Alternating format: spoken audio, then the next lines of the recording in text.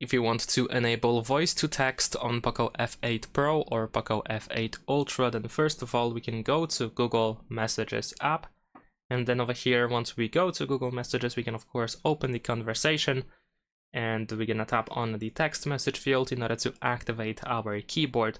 Over here on the right side you should be able to find this microphone, so you can tap over here, grant the permission, and now you should be able to say whatever you want to say out loud in order to convert it into a text. And if you want the keyboard to stop listening, you might need to tap on the microphone again. In case you don't have the microphone in this place, you might need to tap on these 4 squares on the left side, and then tap on this setting icon, and then in settings find voice typing and make sure that it is activated. You can also enable faster voice typing as well. And that is pretty much it.